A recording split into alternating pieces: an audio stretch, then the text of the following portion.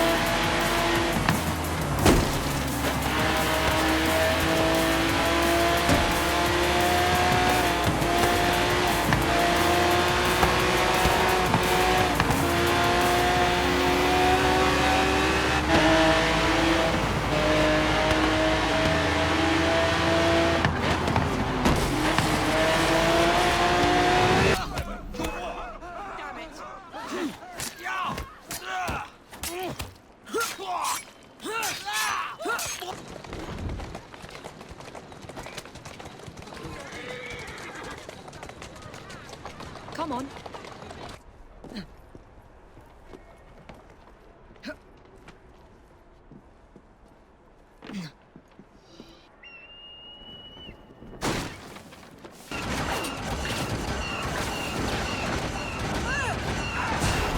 TMD activated their uplink. Continue the assault.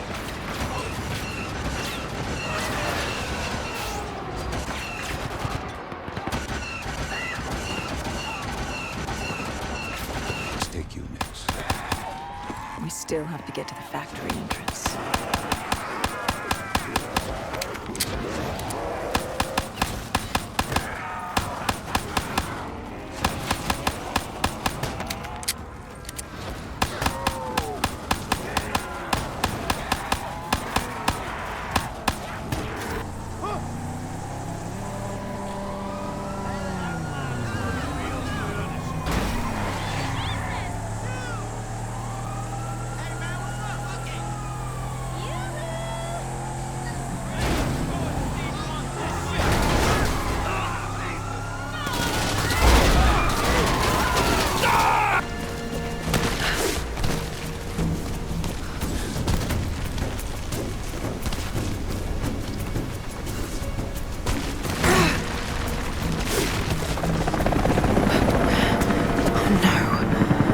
already here.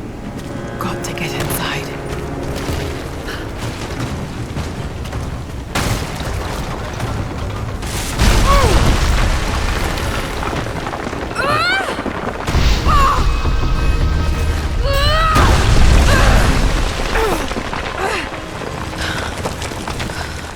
So there we go, there's the video footage. So the first things I want to talk about first is the thing that's a mix of both. For games that were GPU, the bottlenecking was mainly because of the memory being maxed out, and then also a bit of CPU bottleneck as well. So for that we have Rise of the Tomb Raider, Forza Horizon 3, GTA 5 a little bit as well. We'll come back with some proper GTA 5 footage for you over the next few days. And I totally forgot what the other game is, Assassin's Creed Syndicate.